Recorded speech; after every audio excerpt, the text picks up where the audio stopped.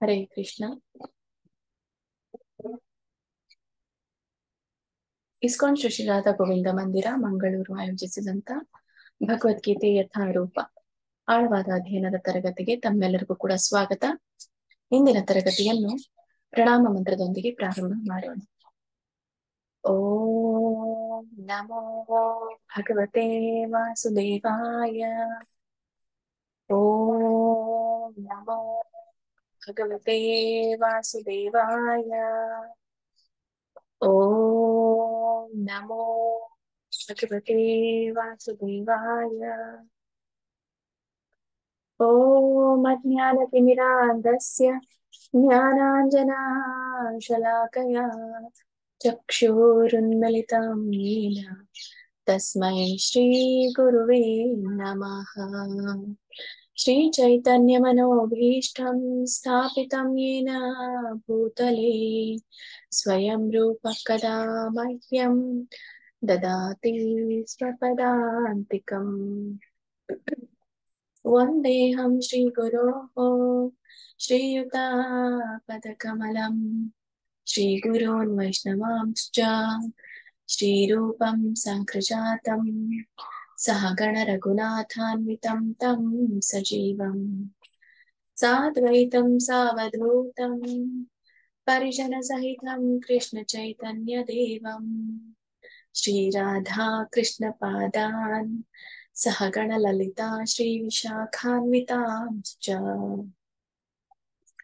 ಹೇ ಕೃಷ್ಣ ಕರುಣಾ ಸಿಂಧೋ ದೀನಬಂಧೋ ಜಗತ್ಪತೆ ಗೋಪೇಶ ಗೋಪಿಕಾ ಕಾಂತ ರಾಧಾಕಾಂತ ನಮೋಸ್ತುತೇ. ತಪ್ತ ಕಾಂಚನ ಗೌರಾಂಗೀ ರಾಧೆ ವೃಂದಾವನೇಶ್ವರಿ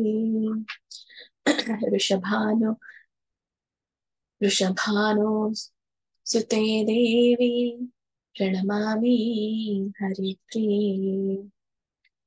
ನಮಃ ಓಂ ವಿಷ್ಣುಪಾದಾಯ ಕೃಷ್ಣ ಪ್ರೇಷ್ಠಾಯ ಭೂತಲೇ ಶ್ರೀಮತೆ ಭಕ್ತಿ ವೇದಾಂತ ಸ್ವಾಮಿನಿತಿ ನಾಮಿನಿ. ನಮಸ್ತೆ ಸಾರಸ್ವತೆ ದೇವಿ ಗೌರವಾಣಿ ಪ್ರಚಾರಿಣಿ ನಿರ್ವಿಶೇಷ ಶೂನ್ಯವಾದಿ ಪಾಶ್ಚಾತ್ಯ ದೇಶತಾರಿಣಿ. ಜೈ ಶ್ರೀ ಕೃಷ್ಣ ಚೈತನ್ಯ ಪ್ರಭು ನಿತ್ಯಾನಂದ ಶ್ರೀ ಅದ್ವೈತ ಗದಾಧರ ಶ್ರೀವಾಸಾದಿ ಗೌರ ಭಕ್ತವೃಂದ. ಹರೇ ಕೃಷ್ಣ ಕೃಷ್ಣ ಕೃಷ್ಣ ಹರೇ ಹರೇ ಹರೇ ರಾಮ ರಾಮ ರಾಮ ಹರೇ ಹರೇ. ಇಸ್ಕಾನ್ ಶ್ರೀ ರಾಧಾ ಗೋವಿಂದ ಕಿ ಜೈ. ಎಲ್ಲ ಗುರು ಪರಂಪರೆಗೂ ಜೈ. ಎಲ್ಲ ದೀಕ್ಷಾ ಗುರುಗಳಿಗೂ ಜೈ.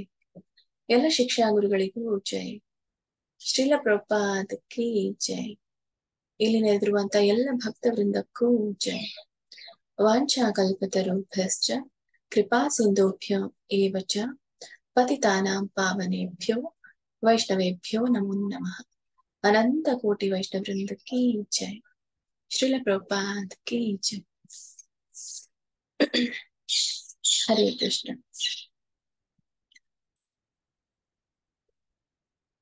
ಇವತ್ತಿನ ತರಗತಿಯಲ್ಲಿ ನಾವು ಎರಡು ವಿಷಯದ ಕುರಿತು ಚರ್ಚೆಯನ್ನ ಮಾಡ್ಲಿಕ್ಕಿದ್ದೇವೆ. ಮೊದಲನೆಯದು ಇವತ್ತು 11ನೇ ಅಧ್ಯಾಯ, ಭಗವದ್ಗೀತೆಯ 11ನೇ ಅಧ್ಯಾಯದ ಪ್ರಾರಂಭ.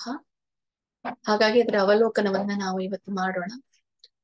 ಅವಲೋಕನವನ್ನ ಮಾಡೋದಕ್ಕಿಂತ ಮುಂಚೆ ಭಗವದ್ಗೀತೆಯ 11ನೇ ಅಧ್ಯಾಯದ ಮಹಾತ್ಮೆಯನ್ನ ನಾವು ತಿಳಿದುಕೊಳ್ಳೋಣ. ಯಾಕೆ ಈ ಒಂದು 11ನೇ ಅಧ್ಯಾಯದ ಪಠಿಸೋದ್ರಿಂದ ಯಾವ ತರದ ಏನು ಪರೋಕ್ಷವಾಗಿ ನಮಗೆ ಲಾಭ ತಂದುಕೊಡುತ್ತೆ ಅನ್ನೋದನ್ನು ಕೂಡ ನಾವು ನೋಡೋಣ. ಇನ್ನೊಂದು, ಇವತ್ತು ಏಕಾದಶಿ, ಅದರಲ್ಲಿಯೂ ಇಂದಿರಾ ಏಕಾದಶಿ. ಈ ಇಂದಿರಾ ಏಕಾದಶಿಯ ಮಹಿಮೆಯನ್ನು ಕೂಡ ನಾವು ತಿಳ್ಕೊಳ್ಳೋಣ. ಈ ಎಲ್ಲ ವ್ರತದ ಆಚರಣೆ ಎಲ್ಲವೂ ಕೂಡ ಸಾಮಾನ್ಯವಾಗಿ ಒಂದೇ ತರ ಇರುತ್ತೆ ಇಸ್ಕಾನಿನಲ್ಲಿ. ಮತ್ತೆ ಈ ಒಂದು ಏಕಾದಶಿಯ ವ್ರತದ ಕಥೆಯಲ್ಲಿ ಕೊಟ್ಟಿರುವಂತಹ ಯಾವುದೇ ವ್ರತದ ಆಚರಣೆ ನಾವು ಆ ಪಾಲಿಸ್ಲೇಬೇಕು ಅನ್ನೋ ಅಗತ್ಯ ಇಲ್ಲ. ಅಂದ್ರೆ ಕಟ್ಟುನಿಟ್ಟಾದ ಏನು ಪಾಲನೆ ಇರುತ್ತೋ ಅದು ಎಲ್ಲ ಈ ಯುಗಕ್ಕೆ ಅಲ್ಲ. ಹಾಗಾಗಿ ಸಾಮಾನ್ಯವಾಗಿ ನಾವು ಏಕಾದಶಿಯಲ್ಲಿ ಮಾಡುವಂತಹ ವ್ರತದ ಆಚರಣೆ ಮಾಡಿದ್ರೆ ಸಾಕು. ಮತ್ತೆ ಈ ಕಥಾ ಪಠಣವನ್ನ, ಏಕಾದಶಿಯ ಕಥೆಯನ್ನ ಓದುವುದು ಮತ್ತೆ ಕೇಳುವುದು, ಇವನ್ನ ಮಾಡಿದ್ರೆ ಸಾಕು. ಮೊದಲು ಯಾವ್ದು ಮಾಡೋಣ? ಮೊದಲು ನಾವು ಏಕಾದಶಿಯ ವ್ರತವನ್ನ ತಿಳಿದುಕೊಳ್ಳೋಣ. ಯಾಕಂದ್ರೆ 11ನೇ ಅಧ್ಯಾಯ ಪ್ರಾರಂಭ ಮಾಡಿದ್ರೆ ಅದು ಮುಗಿದ್ಮೇಲೆ ಸ್ವಲ್ಪ ಓದೋಣ. ಅದಕ್ಕೋಸ್ಕರ ಅದನ್ನು ಅದನ್ನ ಪ್ರಾರಂಭ ಮಾಡೋಣ. ಆಮೇಲೆ ಏಕಾದಶಿಯ ಕಥೆಯನ್ನ ನೋಡೋಣ.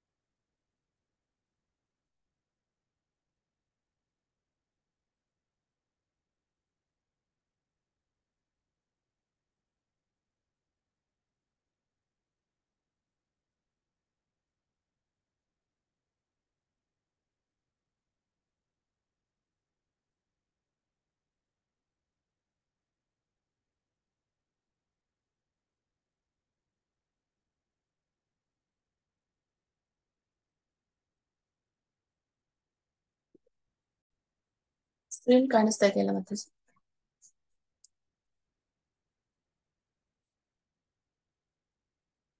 ಹರೇ ಕೃಷ್ಣ. ಸ್ಕ್ರೀನ್ ಕಾಣಿಸ್ತಾ ಇದೆ ಅನ್ಕೊಳ್ತೇನೆ. ಓಕೆ, ಇದರ ಒಂದು PDF ಅನ್ನ ಗ್ರೂಪ್ ಅಲ್ಲಿ ಮಾತಾಜಿ ಸೆಂಡ್ ಮಾಡಿದ್ದಾರೆ.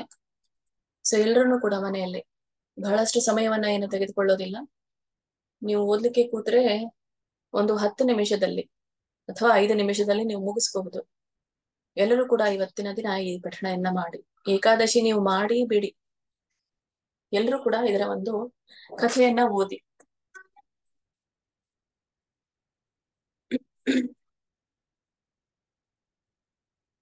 ಇದು ಭಾದ್ರಪದದ ಕೃಷ್ಣ ಪಕ್ಷದಲ್ಲಿ ಬರುವಂತಹ ಇಂದಿರಾ ಏಕಾದಶಿ. ಇದನ್ನು ಕೂಡ ಸಾಮಾನ್ಯವಾಗಿ ಯುಧಿಷ್ಠರನೇ ಈ ಏಕಾದಶಿಗಳ ಕುರಿತು ಶ್ರೀಕೃಷ್ಣನಿಗೆ ಇದರ ಒಂದು ಮಹತ್ವವನ್ನ ಕೇಳ್ತಾರೆ. ಯುಧಿಷ್ಠರು ಹೇಳ್ತಾರೆ, ಹೇ ಮಧುಸೂದನ, ಈ ಭಾದ್ರಪದ ತಿಂಗಳಿನಲ್ಲಿ ಬರುವಂತಹ ವದ್ಯ ಪಕ್ಷ ಅಂದ್ರೆ ಇದು ಕೃಷ್ಣ ಪಕ್ಷ ಏಕಾದಶಿ ಹೆಸರೇನು ಅಂತ, ಮತ್ತೆ ಅದರ ಮಹಾತ್ಮೆಯನ್ನು ಕೂಡ ನನಗೆ ತಿಳಿಸು ಅಂತ ಹೇಳ್ತಾರೆ. ಎಲ್ಲವನ್ನ ನನಗೆ ಸವಿಸ್ತಾರವಾಗಿ ನನಗೆ ತಿಳಿಸು, ಹೇಳು. ಧರ್ಮರಾಜ ಆಗಿರೋದ್ರಿಂದ ಧರ್ಮರಾಜನಿಗೆ ಧರ್ಮದ ಕುರಿತಾದಂತಹ ವಿಷಯಗಳನ್ನ ತಿಳ್ಕೊಳ್ಳೋದು ಬಹಳ ಆಸಕ್ತಿ. ಅದರ ಪಾಲನೆ ಕೂಡ ಕೇವಲ ಕೇಳೋದಷ್ಟೇ ಅಲ್ಲ, ಆಚರಣೆ ಕೂಡ ಮಾಡ್ತಾ ಇದ್ದ ಧರ್ಮರಾಜ ಯುಧಿಷ್ಠಿರ.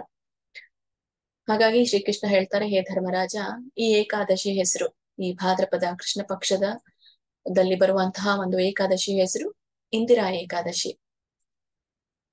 ಈ ಒಂದು ಏಕಾದಶಿಯ ವ್ರತದ ಪ್ರಭಾವದಿಂದ ಈ ಮಹಾಪಾತಕಗಳೆಲ್ಲವೂ ಕೂಡ ನಮಗೆ ಒದಗುವಂತಹ ಮಹಾಪಾತಕಗಳು ನಮ್ಮ ಜೀವನದಲ್ಲಿ ಯಾವಾಗ ಈ ಮಹಾಪಾತಕಗಳು ಬರುತ್ತೋ ಗೊತ್ತಾಗೋದಿಲ್ಲ.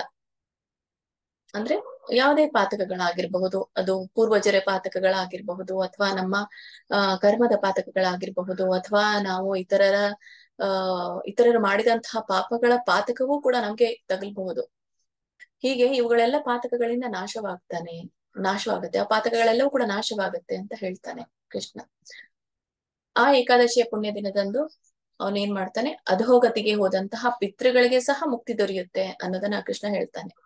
ಅಂದ್ರೆ ಈ ಒಂದು ಏಕಾದಶಿಯಿಂದ ಕೇವಲ ಅವನಿಗಷ್ಟೇ ಪುಣ್ಯ ಒದಗೋದಲ್ದೆ ಯಾರು ಅವರ ಪಿತೃಗಳಿದ್ದಾರೋ, ಇಲ್ಲಿ ಪಿತೃ ದೇವತೆಗಳನ್ನ ಹೇಳ್ತಾ ಇಲ್ಲ, ಪಿತೃಗಳನ್ನ ಹೇಳ್ತಾ ಇದ್ದಾರೆ.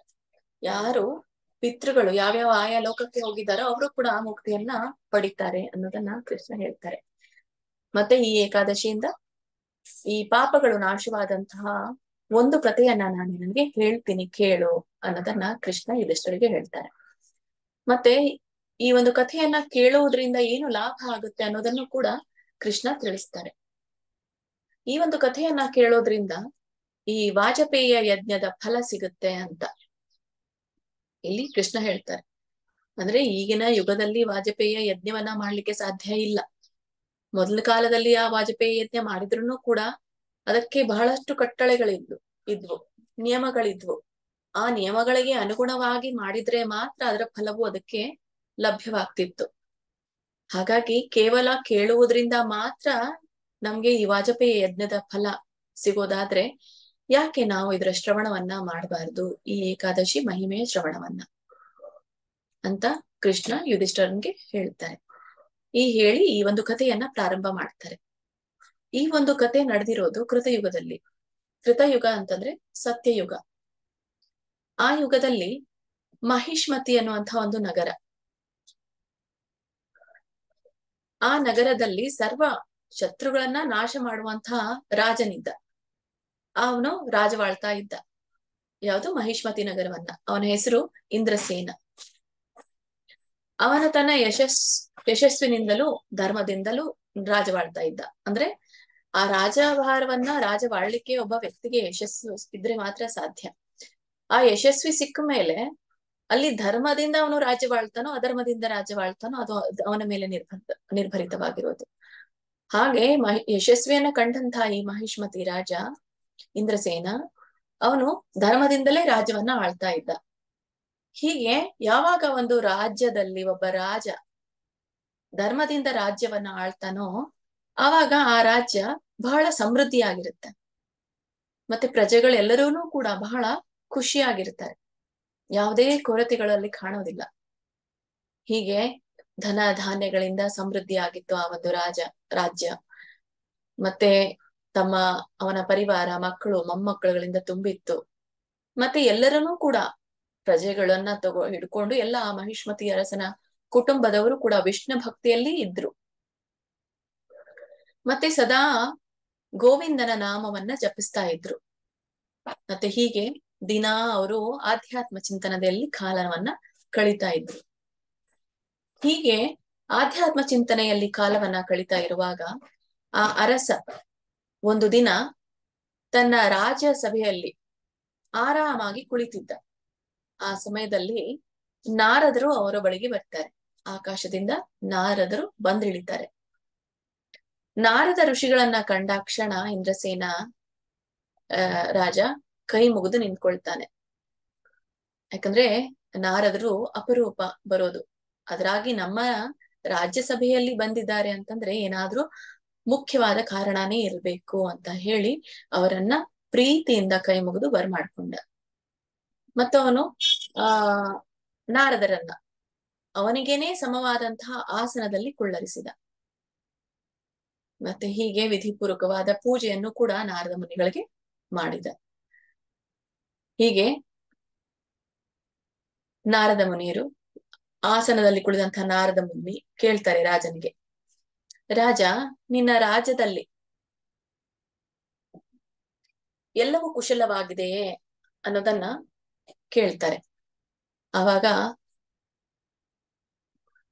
ಇಂದ್ರಸೇನ ಹೇಳ್ತಾರೆ, ಮುನಿಶ್ರೇಷ್ಠ, ನಿಮ್ಮ ಕೃಪೆಯಿಂದ ನಿಮ್ಮ ಕೃಪಾ ಪ್ರಸಾದದಿಂದ ನನ್ನ ರಾಜ್ಯದಲ್ಲಿ ಎಲ್ಲವೂ ಕೂಡ ಕುಶಲವಾಗಿದೆ. ಮತ್ತೆ ಇಂದು ನಿಮ್ಮ ದರ್ಶನದಿಂದ ನನ್ನ ಎಲ್ಲ ಯಜ್ಞಗಳು ಕೂಡ ಸಫಲವಾಯಿತು ಅಂತ ಹೇಳಿ ಬಹಳ ಅವರ ದರ್ಶನದಿಂದ ಬಹಳ ಸಂತೋಷವನ್ನ ವ್ಯಕ್ತಪಡಿಸ್ತಾರೆ.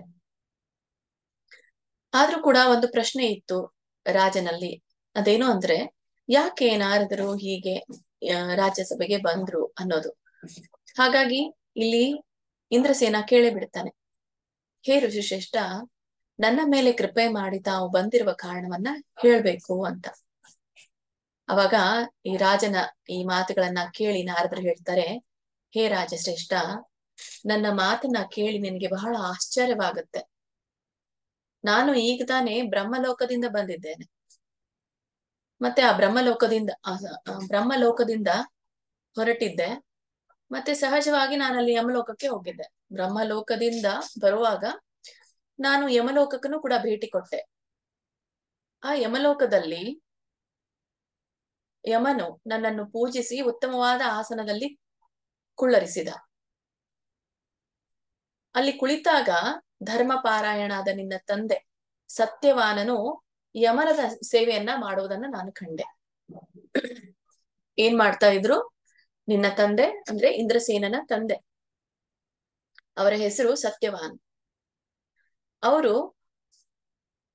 ಧರ್ಮಪಾರಾಯಣನಾದ ಅಂದ್ರೆ ಧರ್ಮರಾಯನಾದಂತಹ ಯಮನ ಸೇವೆಯನ್ನ ಮಾಡುವುದನ್ನ ನಾನು ಕಂಡೆ.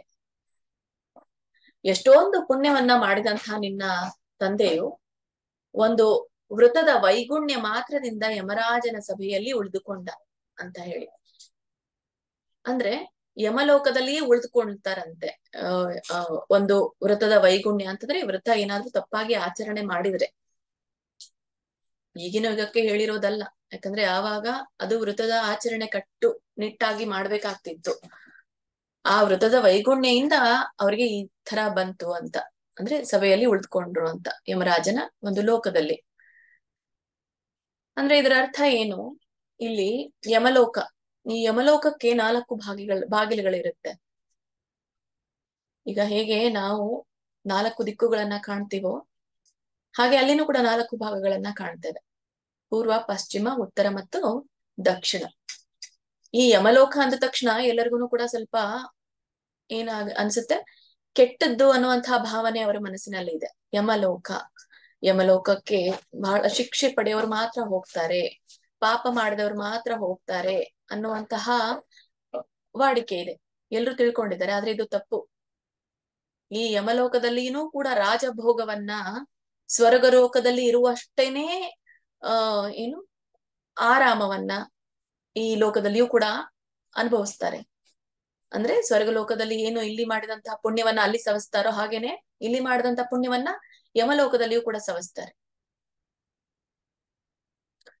ಹೀಗೆ ಈ 4 ಒಂದು ಬಾಗಿಲುಗಳಲ್ಲಿ ಈ ಪೂರ್ವ, ಪಶ್ಚಿಮ ಮತ್ತೆ ಉತ್ತರ ಬಾಗಿಲುಗಳಲ್ಲಿ ಯಾರೆಲ್ಲ ಬರ್ತಾರೋ ಅವರೆಲ್ಲ ರಾಜಭೋಗವನ್ನ ಅನುಭವಿಸ್ತಾರೆ.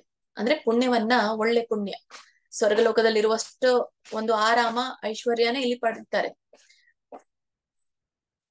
ಹಾಗಾದ್ರೆ ಈ ದಕ್ಷಿಣ ದಿಕ್ಕು, ಈ ದಕ್ಷಿಣದಿಂದ ಯಾರು ಬರ್ತಾರೋ, ಮತ್ತೆ ಇವನ್ ಈ ಧ್ಯಾನ ಯೋಗದಲ್ಲಿಯೂ ಕೂಡ ದಕ್ಷಿಣಾಯಣದಲ್ಲಿ ಪ್ರಾಣವನ್ನ ಬಿಡ್ತಾರೆ ಅನ್ನೋದನ್ನ ನಾವು ಈಗಾಗಲೇ 2ನೇ ಅಧ್ಯಾಯದಲ್ಲಿ ನಾವು ನೋಡಿದ್ದೇವೆ. ಮತ್ತೆ ಮುಂದೆ ಈ 8ನೇ ಅಧ್ಯಾಯದಲ್ಲಿನೂ ಕೂಡ ನಾವು ತಿಳ್ಕೊಂಡಿದ್ದೇವೆ ಈ ದಕ್ಷಿಣಾಯನ, ಅದರ ಕುರಿತಾಗಿ ದಕ್ಷಿಣಾಯಣ, ಉತ್ತರಾಯಣ. ದಕ್ಷಿಣಾಯಣ ಸಮಯದಲ್ಲಿ ಪ್ರಾಣ ಬಿಟ್ಟಾಗ ಅದು ಬಿಡ್ರಿ. ಇಲ್ಲಿ ಲೋಕದಲ್ಲಿ ಈ ದಕ್ಷಿಣಾಯಣ ಬಾಗಿಲಿನಿಂದ ಯಾರೆಲ್ಲ ಬರ್ತಾರೋ ಅವರು ಶಿಕ್ಷೆಯನ್ನ ಅನುಭವಿಸ್ತಾರೆ ಅಂತ. ಅಲ್ಲೆಲ್ಲ ನಾವು ಏನೇ ಕೆಟ್ಟ ದೃಶ್ಯಗಳನ್ನ ಕೇಳಿದೀವಿ, ತಿಳ್ಕೊಂಡಿದೀವಿ, ಅವೆಲ್ಲ ನಡೆಯೋದು ಈ ದಕ್ಷಿಣ ದಿಕ್ಕಿಂದ ಬಂದಿರೋರು. ಹಾಗಂತ ಹೇಳಿ ಈ ಇಂದ್ರಸೇನನ ತಂದೆ ಸತ್ಯವಾನ ದಕ್ಷಿಣದ ಬಾಗಿಲಿನಿಂದ ಬಂದಿರ್ಲಿಲ್ಲ. ಅವರುನು ಕೂಡ ಇಂದ್ರಸೇನನ ಹಾಗೆ ಧರ್ಮಿಷ್ಠರೇ, ಧರ್ಮವಂತರೇ ಅವರು ಕೂಡ. ಆದ್ರೆ ಯಾವುದೇ ಒಂದು ವ್ರತದ ಆಚರಣೆಯಿಂದ ಏನಾಗ್ಬಿಡ್ತು, ಅಲ್ಲಿ ಯಾವ್ಯಾವ ಗುಣಗಳ ಪ್ರಕಾರ, ನಿಯಮಗಳ ಪ್ರಕಾರ ನಡಿಬೇಕಾಗಿತ್ತೋ ಅದರಲ್ಲಿ ಒಂದ್ ಸ್ವಲ್ಪ ಏನಾಗೋಗ್ಬಿಡ್ತು, ವೈಗುಣ್ಯ ಬಂತು. ಅಂದ್ರೆ ತಪ್ಪಾಗಿರುವಂತಹ ಆಚರಣೆ. ಇದು ಮಾತ್ರದಿಂದಲೇ ಅವರು ಎಲ್ಲಿ ಉಳಿತಾರೆ? ಯಮಲೋಕದಲ್ಲಿ ಉಳಿತಾರೆ. ಆ ಯಮಲೋಕದಲ್ಲಿ ಉಳಿದ್ರೂ ಕೂಡ ರಾಜ್ಯಭೋಗವನ್ನೇನೆ ಅವರು ಪಡಿತಿರ್ತಾರೆ. ಹಾಗಾದ್ರೆ ಈ ವೈಗುಣ್ಯ ಇರ್ಲಿಲ್ಲ ಅಂದ್ರೆ ಎಲ್ಲಿ ಹೋಗ್ತಿದ್ರು? ವೈಗುಣ್ಯ ಇರ್ಲಿಲ್ಲ ಅಂದ್ರೆ ಅವರು ಸ್ವರ್ಗಲೋಕಗಳಿಗೆ ಹೋಗ್ತಿದ್ರು ಅಂತ ಇದು ಒಂದು ಕತೆ ಹೇಳುತ್ತೆ. ಹೀಗೆ ಮುಂದುವರಿಸ್ತಾ ನಾರದ ಮುನಿಗಳು ಹೇಳ್ತಾರೆ, ಅವರು ಯಮರಾಜನ ಲೋಕದಲ್ಲಿ ಬಿಟ್ಟಿದ್ದಾರೆ. ಹಾಗಾಗಿ ಅವರು ನಾನು ಅಲ್ಲಿ ಬಂದಿರೋದನ್ನ ಕಂಡು ನಿನಗೆ ಒಂದು ಸಂದೇಶವನ್ನ ಕಳಿಸಿದ್ದಾರೆ ಅಂತ ಹೇಳ್ತಾರೆ ನಾರದರು.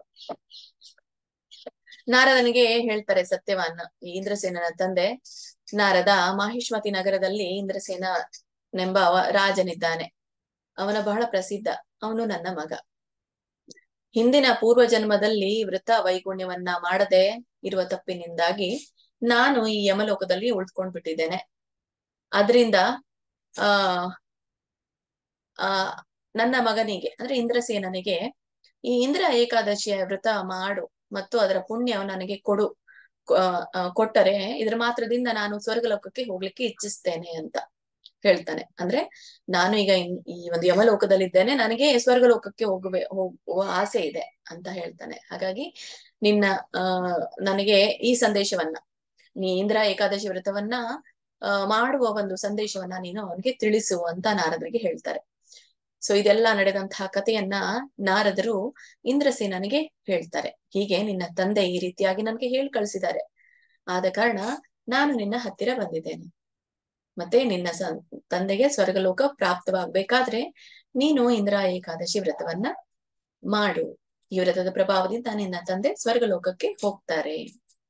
ಅವಾಗ ರಾಜರು ಹೇಳ್ತಾರೆ, ನಾರದ್ರೆ ಈ ಇಂದ್ರ ಏಕಾದಶಿಯ ವ್ರತ ನನಗೆ ಸ್ವಲ್ಪ ತಿಳಿಸಿ, ಈ ವ್ರತದ ಆಚರಣೆಯನ್ನ ತಿಳಿಸಿ, ವಿಧಿವಿಧಾನಗಳನ್ನ ತಿಳಿಸಿ, ಯಾವ ತಿಂಗಳಲ್ಲಿ ಇದನ್ನ ಮಾಡ್ಬೇಕು, ಯಾವ ಪಕ್ಷದಲ್ಲಿ ಇದನ್ನ ಮಾಡ್ಬೇಕು, ಮತ್ತೆ ಯಾವ ವಿಧಾನದಿಂದ ಇದನ್ನ ಮಾಡ್ಬೇಕಂತ ನನಗೆ ಸವಿಸ್ತರವಾಗಿ ಹೇಳಿ ಅಂತ ಹೇಳ್ತಾರೆ. ಅವಾಗ ನಾರದರು ಹೇಳ್ತಾರೆ, ಹೇ ರಾಜ, ಈ ಇಂದ್ರ ಏಕಾದಶಿಯ ವ್ರತದ ವಿಧಿಯು ನಾನ್ ನಿನ್ಗೆ ಹೇಳ್ತೀನಿ ಕೇಳು. ಈ ಭಾದ್ರಪದ ತಿಂಗಳಲ್ಲಿ ವದ್ಯ ಪಕ್ಷ ಅಂದ್ರೆ ಕೃಷ್ಣ ಪಕ್ಷದಲ್ಲಿ ದಶಮಿಯ ದಿವಸ ಈ ಬೆಳಗಿನ ವೇಳೆ ಶ್ರದ್ಧಾಯುಕ್ತ ಅಂತರಕರಣದಿಂದ ನೀನು ಸ್ನಾನ ಮಾಡಿ ಸಂಧ್ಯಾ ವಂದನೆಗಳನ್ನ, ನಿತ್ಯ ಕರ್ಮಗಳನ್ನ ನೀನು ಮುಗಿಸಿ ಮಧ್ಯಾಹ್ನದ ಸಮಯದಲ್ಲಿ ಮತ್ತೆ ನದಿ, ಬಾವಿ ಅಥವಾ ಹಳ್ಳಕ್ಕೆ ಹೋಗಿ ಮತ್ತೆ ನೀನು ಸ್ನಾನ ಮಾಡ್ಬೇಕು. ಅನಂತರ ಶ್ರದ್ಧೆಯಿಂದ ಪಿತೃಗಳ ಪ್ರೀತಿಗೋಸ್ಕರ ಮತ್ತೆ ನೀನು ಸಾಯಂಕಾಲ ಕೂಡ ಸ್ನಾನವನ್ನ ಮಾಡ್ಬೇಕು.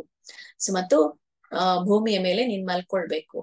ಮರುದಿವ್ಸ ಏಕಾದಶಿಯ ದಿನ ಬೆಳಗಾದ ನಂತರ ನೀನು ಎಲ್ಲ ಈ ಸಂಧ್ಯಾ ವಂದನೆಗಳನ್ನ ಮಾಡಿ ಈ ಒಂದು ದಿನನಿತ್ಯದ ಕರ್ಮಗಳನ್ನ ಮಾಡಿ ಈ ನೀನು ಏಕಾದಶಿಯ ಸಂಕಲ್ಪವನ್ನ ಮಾಡ್ಬೇಕು.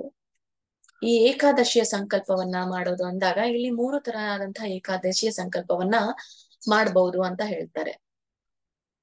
ಇಲ್ಲಿ ಒಂದು ಬ್ರಾಹ್ಮಣರಿಗೆ ನಾವು ಭೋಜನವನ್ನ ಮಾಡಿಸೋದು ಯಾವುದು, ನಾವು ಏಕಾದಶಿಯನ್ನ ಮಾಡುವಾಗ ಕೆಲವು ವೇಳೆಗೆ ಅದು ಕೂಡ ಆಗಲ್ಲ ಕೆಲವೊಬ್ಬರಿಗೆ.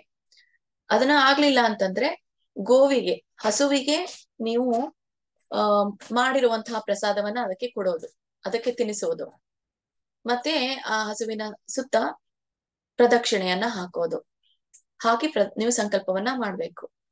ಇದು ಕೂಡ ನಿಮ್ಗೆ ಆಗ್ಲಿಲ್ಲ ಅಂತಂದ್ರೆ ಕಡೆಯ ಪಕ್ಷ ಇಲ್ಲಿ ಒಂದು ಶ್ಲೋಕ ಇದೆ, ಈ ಶ್ಲೋಕವನ್ನ ಹೇಳಿಯಾದ್ರೂ ನೀವು ಈ ಒಂದು ಭಕ್ತಿ ಭಾವದಿಂದ ಏಕಾದಶಿಯ ಸಂಕಲ್ಪವನ್ನ ಮಾಡ್ಬಹುದಂತ. ಆ ಒಂದು ಶ್ಲೋಕ ಯಾವುದು ಅಂದ್ರೆ, ಅದ್ಯ ಸ್ಥಿತ್ವ ನಿರಾಹಾರ ಸರ್ವಭೋಗ ವಿವರ್ಜಿತ ಶ್ವೋ ಭೋಕ್ಷೆ ಪುಂಡರೀಕಾಕ್ಷ ಶರಣಂ ಮೇ ಭವಾಚ್ಯುತ ಅಂತ. ಈ ಒಂದು ಶ್ಲೋಕವನ್ನ ಹೇಳಿ ನೀವು ಏಕಾದಶಿ ಮಾಡಿದ್ರುನು, ಸಂಕಲ್ಪ ಮಾಡಿದ್ರುನು ಕೂಡ ಈ ಒಂದು ಏಕಾದಶಿಯ ನೀವು ಯಾರಿಗಾಗಿ ಮಾಡ್ತಾ ಇದ್ದೀರೋ ಅಂತವರಿಗೆ ಇದರ ಒಂದು ಲಾಭ ಒದಗುತ್ತೆ. ಇದರ ಅರ್ಥ, ಹೇ ಪುಂಡರೀಕಾಕ್ಷ, ನಾನು ಇಂದು ಸಕಲ ಭೋಗಗಳಿಂದ ಅಲಿಪ್ತನಾಗಿದ್ದೇನೆ, ಅಂದ್ರೆ ನಿರ್ಲಿಪ್ತನಾಗಿದ್ದೇನೆ, ಅಂಟ್ಕೊಂಡಿಲ್ಲ ನಾನು ಯಾವ ಭೋಗಗಳಿಗೆ, ನಾನು ಏನು ಆಹಾರವನ್ನ ತೆಗೆದುಕೊಂಡಿಲ್ಲ. ಮತ್ತೆ ನಾಳೆ ಅಂದ್ರೆ ಏಕಾದಶಿಯ ದಿನ ನಾನು ವ್ರತದ ಪಾರಣೆಯನ್ನ ಮಾಡ್ತೇನೆ. ಹೇ ಅಚ್ಯುತ, ನೀವು ನನ್ನನ್ನ ರಕ್ಷಿಸುವಂತವರು ಆಗಿ ಅಂತ ಹೇಳಿ ನಾವು ಸಂಕಲ್ಪವನ್ನ ಮಾಡ್ಕೊಳ್ಬೇಕು. ಹೀಗೆ ಮಧ್ಯಾಹ್ನದಲ್ಲಿ ಶಾಲಿಗ್ರಾಮದ ಮುಂದೆ ಯಥಾವಿಧಿ ಶ್ರಾದ್ದವನ್ನ ಮಾಡ್ಬೇಕು ಅಂತ, ಶ್ರಾದ್ದದ ವಿಧಿವಿಧಾನವನ್ನ ಮತ್ತು ಬ್ರಾಹ್ಮಣರಿಗೆ ಯಥಾಶಕ್ತಿ ದಕ್ಷಿಣೆ ಕೊಟ್ಟು ಪೂಜೆಯನ್ನ ಮಾಡ್ಬೇಕು. ದಕ್ಷಿಣೆ ಕೊಡ್ಲಿಕ್ಕೆ ಭೋಜನವನ್ನ ಮಾಡಿಸ್ಬೇಕು ಅವರಿಗೆ. ಮತ್ತೆ ಇದಾಗ್ಲಿಲ್ಲ ಅಂದ್ರೆ ಹಸುವಿಗೆ ನಾವು ಭೋಜನವನ್ನ ಮಾಡಿಸ್ಬೇಕು, ಪ್ರದಕ್ಷಿಣೆ ಬರ್ಬೇಕು. ಅದು ಆಗ್ಲಿಲ್ಲ ಅಂತಂದ್ರೆ ಮೇಲೆ ಹೇಳಿರುವಂತಹ ಶ್ಲೋಕವನ್ನ ನಾವು ಪಠಿಸಬೇಕು.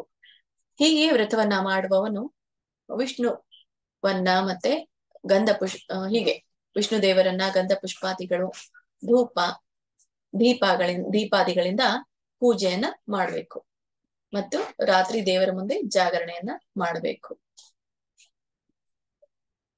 ಅಂತ ಹೇಳ್ತಾರೆ. ಮತ್ತೆ ದ್ವಾದಶಿಯ ದಿನ ಭಿನ್ನ ಭಿನ್ನ ಭಕ್ತಿ ಭಾವಗಳಿಂದ ಪೂಜೆ ಮಾಡಿ ಬ್ರಾಹ್ಮಣರಿಗೆ ಮತ್ತೆ ಭೋಜನ ಮಾಡಿಸ್ಬೇಕು. ಮತ್ತೆ ಊಟ ಮಾಡುವಾಗ ಸ್ವತಃ ಮೌನವನ್ನ ಪಾಲಿಸಬೇಕು.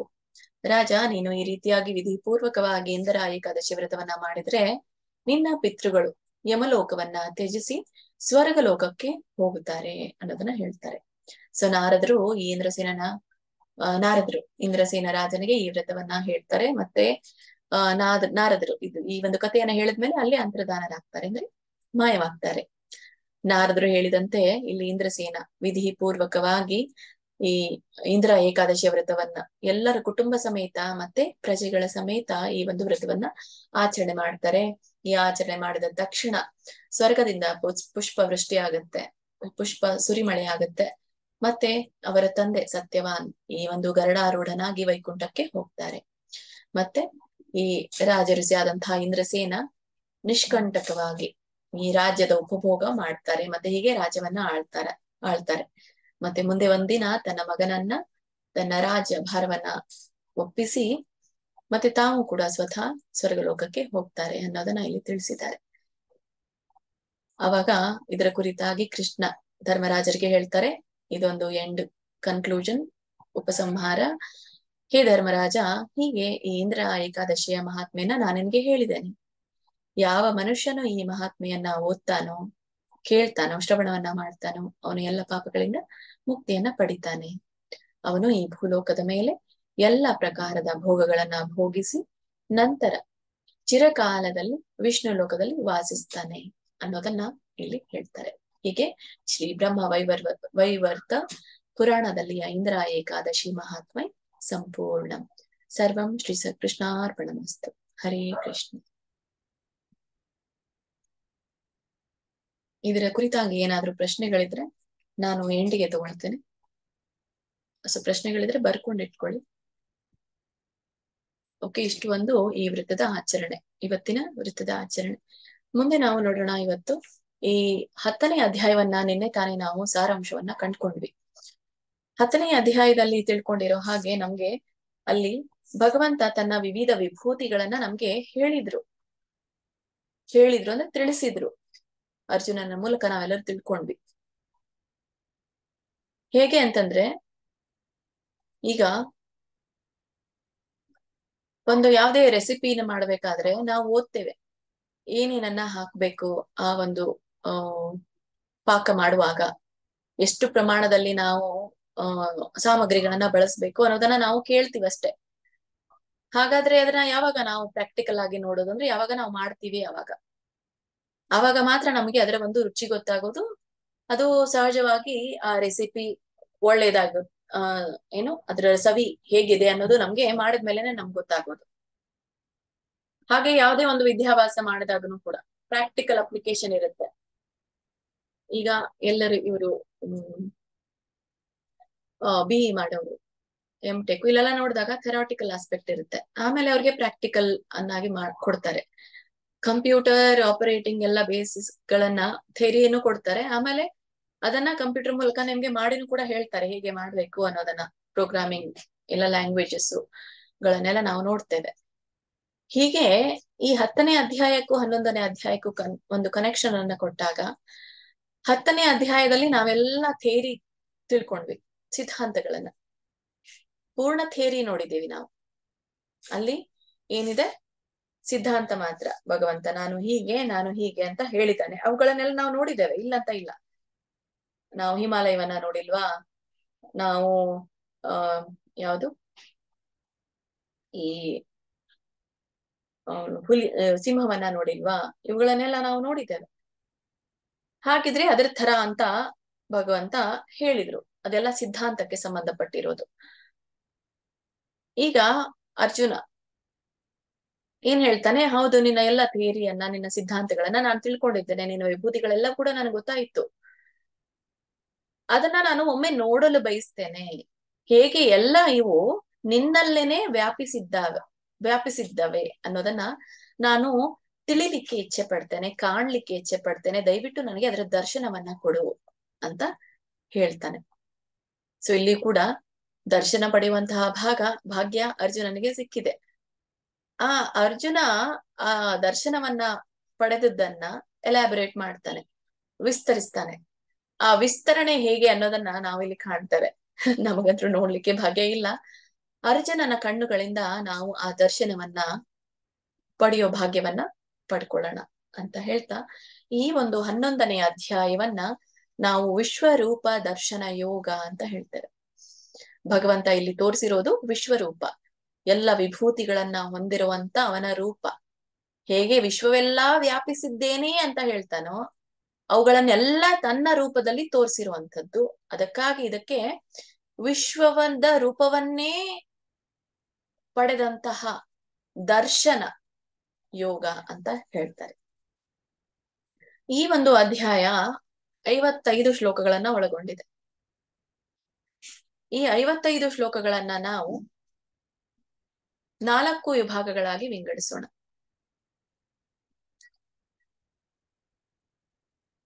ಮೊದಲನೇದ್ದು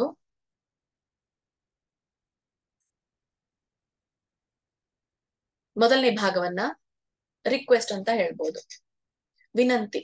ಏನು ವಿನಂತಿ? ಯಾರು ಮಾಡ್ತಾ ಇದ್ದಾರೆ ವಿನಂತಿ? ಅರ್ಜುನ ಮಾಡ್ತಾ ಇದ್ದಾರೆ ವಿನಂತಿ. ಎಲ್ಲವನ್ನ ಸರಿ ನಾನು ಕೇಳ್ದೆ, ನಾನು ಒಪ್ಕೊಳ್ತೇನೆ, ನನಗೆ ನೋಡಕ್ಲಿಕ್ಕೆ ಇಚ್ಛೆ ಆಗಿದೆ. ಈಗ ಯಾವುದೇ ಒಂದು ಪ್ರವಾಸಿಗರ ಒಂದು ತಾಣವಾಗಿರ್ಬಹುದು ಅಥವಾ ಒಳ್ಳೇದಿದೆ ಅಂತ ನೀವೇನೇ ಹೇಳಿದ್ರು ಕೂಡ ಅದನ್ನ ನೋಡ್ಬೇಕು ಅನ್ನುವಂಥ ಕಾತರತೆ ಇರುತ್ತೆ. ಹಾಗೆ ಇಷ್ಟು ನೀನ್ ಹೇಳಿದೀಯಾ, ಹಾಗಾದ್ರೆ ಇದನ್ನ ತೋರಿಸಿನೇ ಬಿಡು ಅಂತ ಹೇಳಿ ಅರ್ಜುನ ವಿನಂತಿಯನ್ನ ಮಾಡ್ತಾ ಇದ್ದಾನೆ. ಈ 11ನೇ ಅಧ್ಯಾಯದ 1ರಿಂದ 4ನೇ ಶ್ಲೋಕವರೆಗೂ ಕೂಡ ನಾವು ಅರ್ಜುನನ ವಿನಂತಿಯನ್ನ ಕಾಣ್ತೇವೆ. ಆಮೇಲೆ ಮುಂದಿನದ್ದು 2ನೇ ಭಾಗ ಯೂನಿವರ್ಸಲ್ ಫಾರ್ಮ್ ಅಂತ ಹೇಳ್ತೇವೆ. ಇದು ವಿಶ್ವರೂಪ. ವಿಶ್ವರೂಪವನ್ನ ತೋರಿಸ್ತಾನೆ ಯಾರು? ಕೃಷ್ಣ. 5ನೇ ಶ್ಲೋಕದಿಂದ 14ನೇ ಶ್ಲೋಕದವರೆಗೂ ಕೂಡ ನಾವು ವಿಶ್ವರೂಪ ದರ್ಶನದ ಕುರಿತಾಗಿ ಅದು ಹೇಗೆ ಇದೆ ಅನ್ನೋದನ್ನ ನಾವು ತಿಳ್ಕೊಳ್ತೀವಿ ಅರ್ಜುನನ ಮೂಲಕ. 3ನೇ ಭಾಗದಲ್ಲಿ ಅಂದರೆ 15ನೇ ಶ್ಲೋಕದಿಂದ 45ನೇ ಶ್ಲೋಕದವರೆಗೂ ಕೂಡ ನಾವು ಅರ್ಜುನನ ಒಂದು ಪ್ರಾರ್ಥನೆಯನ್ನ ಕಾಣ್ತೇವೆ. ಇದಕ್ಕೆ ಪ್ರೇಯರ್ಸ್ ಆಫ್ ಅರ್ಜುನ ಅಂತ ಹೇಳ್ತೇವೆ. ಅರ್ಜುನ ಪ್ರಾರ್ಥಿಸ್ತಾನೆ. ಏನಂತ ಪ್ರಾರ್ಥಿಸ್ತಾನೆ? ಸಾಮಾನ್ಯವಾಗಿ ನಾವು ಭಗವಂತನನ್ನ ಕಾಣ್ಲಿಲ್ಲ ಅಂದ್ರೂ ಕೂಡ ಪ್ರಾರ್ಥನೆಯನ್ನ ಸಲ್ಲಿಸ್ತೇವೆ. ಹಾಗಾದ್ರೆ ಸಮಕ್ಷಮವಾಗಿ ಒಂದು ಏನು ನೇರವಾಗಿ ಭಗವಂತನನ್ನ ಕಂಡಂತಹ ಅರ್ಜುನ ಆ ಒಂದು ವಿಶ್ವರೂಪದ ದರ್ಶನವನ್ನ ಪಡೆದಾಗ ಅವನ ಒಂದು ರಿಯಾಕ್ಷನ್ ಅಂತ ಹೇಳ್ತೇವೆ, ಅಂದ್ರೆ ಪ್ರತಿಕ್ರಿಯೆ. ಅವನ ಪ್ರತಿಕ್ರಿಯೆ ಹೇಗಿತ್ತು ಅನ್ನೋದನ್ನ ನಾವು ಈ 15ನೇ ಶ್ಲೋಕದಿಂದ 45ನೇ ಶ್ಲೋಕದಲ್ಲಿ ನೋಡ್ತೇವೆ. ಕೊನೆಯದಾಗಿ ಅವನು ಪ್ರಾರ್ಥನೆಯನ್ನ ಮಾಡ್ತಾನೆ. ಏನು ಪ್ರಾರ್ಥನೆಯನ್ನ ಮಾಡ್ತಾನೆ? ಸಾಮಾನ್ಯವಾದಂತಹ ಸಹಜವಾದಂತಹ ಸ್ಥಿತಿಗೆ ಬರ್ಲಿಕ್ಕೆ. ಯಾಕಂದ್ರೆ ವಿಶ್ವರೂಪ ದರ್ಶನ ಅಷ್ಟೊಂದು ಭಯವನ್ನ ಮೂಡಿಸುವಂತದ್ದಾಗಿತ್ತು ಅರ್ಜುನನಿಗೆ. ಹಾಗಾಗಿ ಸಹಜವಾದಂತಹ ರೂಪ ಅಂದ್ರೆ ಅದೇ ಕೃಷ್ಣನ ರೂಪ, 2 ಕೈ 2 ಕಾಲುಗಳ ರೂಪವನ್ನ ಸಹಜವಾಗಿ ಬರ್ಲಿಕ್ಕೆ ಹೇಳ್ತಾನೆ. ಅದನ್ನ 3ನೇ ಭಾಗದಲ್ಲಿ ಕಾಣ್ತೇವೆ. 4ನೇ ಭಾಗದಲ್ಲಿ ನಾವು 46ರಿಂದ ಉಳಿದ 55ನೇ ಶ್ಲೋಕದವರೆಗೂ ಕೂಡ ಈ ದ್ವಿಬಾಹು ಅಂತ ಹೇಳ್ತೇವೆ, 2 ಕೈಗಳ ಫಾರ್ಮ್ ಅಂತ ಹೇಳ್ತೇವೆ. ಅಲ್ಲಿ ಭಗವಂತ ತನ್ನ ಸಹಜ ಸ್ವರೂಪಕ್ಕೆ ಬರ್ತಾನೆ. ಸಹಜ ಸ್ವರೂಪದಲ್ಲಿ ಸಹಜ ಸ್ವರೂಪಕ್ಕೆ ಬರ್ತಾನೆ. ಸಶಸ್ತ್ರ ರೂಪ ಅಂತ ಹೇಳ್ತಾರೆ. ಅಲ್ಲಿ ನಾವು ಇದನ್ನು ಕಾಣ್ತೇವೆ, ಯಾವುದು ಚತುರ್ಭುಜ ರೂಪವನ್ನು ಕಾಣ್ತೇವೆ, ಮತ್ತೆ ಇಲ್ಲಿ ದ್ವಿಬಾಹು ರೂಪವನ್ನು ಕೂಡ ಕಾಣ್ತೇವೆ ಕೊನೆಯದಾಗಿ. ಸೊ ಒಟ್ಟಾರೆ ಇಲ್ಲಿ ಭಗವಂತನ ರೂಪಗಳ ದರ್ಶನ ನಮಗೆ ಸಿಗುತ್ತೆ ಅರ್ಜುನನ ದೃಷ್ಟಿಯ ಮೂಲಕ. ಅದನ್ನ ನಾವು ಎಷ್ಟು ಊಹಾತ್ಮಕ ಚಿಂತನೆಯಿಂದ ಕೇಳ್ತಾ ಅದರ ಒಂದು ಕಥೆಯ ಅಥವಾ ದರ್ಶನದ ಅನುಭವವನ್ನ ಪಡಿತೀವೋ ಅದು ನಮಗೆ ಬಿಟ್ಟಿರೋದು. ಅದು ನಮ್ಮ ಗ್ರಹಿಕೆಗೆ ಸೀಮಿತವಾದದ್ದು. ಹಾಗಾಗಿ ಸೊ ಇದಿಷ್ಟು ಒಂದು ಅವಲೋಕನ ಈ ವಿಶ್ವರೂಪ ದರ್ಶನದ್ದು. ಹಾಗಾದ್ರೆ ಇಷ್ಟೊಂದು ಈ ವಿಶ್ವರೂಪ ದರ್ಶನದಲ್ಲಿ ಭಗವಂತ ದರ್ಶನ ಕೊಡ್ತಾರೆ ಅಂದ್ರೆ ಇದರಲ್ಲಿ ಇರುವಂತಹ ಶ್ಲೋಕಗಳ ಪಠಣ ಮಾತ್ರದಿಂದ ಯಾವ ಎಲ್ಲ ಮಹಿಮೆಗಳು ಸಂಭವಿಸ್ತಿರ್ಬಹುದು ಜನರಿಗೆ ಅನ್ನೋದು ನಮ್ಗೆ ಸಾಮಾನ್ಯವಾಗಿ ಒಂದು ಪ್ರಶ್ನೆ ಬರುತ್ತೆ.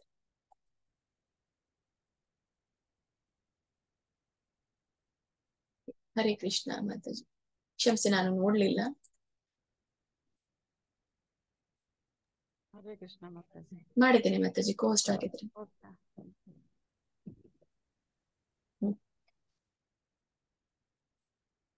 ಈ ಒಂದು ಪಠಣ ಮಾತ್ರದಿಂದ ಏನೆಲ್ಲ ಲಾಭ ಆಗುತ್ತೆ ಅನ್ನೋದನ್ನ ಪ್ರಯೋಜನ ಸಿಗುತ್ತೆ. ಯಾರಿಗೆ ಪ್ರಯೋಜನ? ಸಾಮಾನ್ಯವಾಗಿ ಪ್ರಯೋಜನಗಳನ್ನ ನಾವು ಅಪೇಕ್ಷಿಸಬಾರದು. ಆದ್ರೂ ಕೂಡ ಇಲ್ಲಿ ಕೆಲವೊಂದು ಸನ್ನಿವೇಶಗಳಲ್ಲಿ ನಮಗೆ ಇದರ ಅವಶ್ಯಕತೆ ಇರುತ್ತೆ. ಆ ಸನ್ನಿವೇಶಗಳಿಗೆ ಮಾತ್ರ ಇವುಗಳ ಬಳಕೆಯನ್ನ ಮಾಡ್ಬೇಕೇ ವಿನಃ ಯಾವುದೇ ಪ್ರಯೋಜನವಾದ ಅಪೇಕ್ಷೆ ಇಟ್ಟುಕೊಂಡು ನಾವು ಇದರ ಪಠಣೆಯನ್ನ ಮಾಡಬಾರದು. ಹಾಗಾದ್ರೆ ಆ ಸನ್ನಿವೇಶಕ್ಕೆ ತಕ್ಕ ಹಾಗೆ ಆ ಒಂದು ಭಗವದ್ಗೀತೆ 11ನೇ ಅಧ್ಯಾಯದ ಒಂದು ಪಠಣ ತಂದುಕೊಟ್ಟಂತಹ ಲಾಭವನ್ನ ನಾವು ತಿಳ್ಕೊಳ್ಳೋಣ. ಈ ಭಗವದ್ಗೀತೆಯ ಮಹಿಮೆಗಳನ್ನ ವಿಷ್ಣು ಲಕ್ಷ್ಮಿಗೆ ಹೇಳ್ತಿರ್ತಾರೆ. ಮತ್ತೆ ಇದೇ ಮಹಿಮೆಗಳನ್ನ ಶ್ರೀ ಶಿವ ಪಾರ್ವತಿ ದೇವಿಗೆ ಹೇಳ್ತಿರ್ತಾರೆ.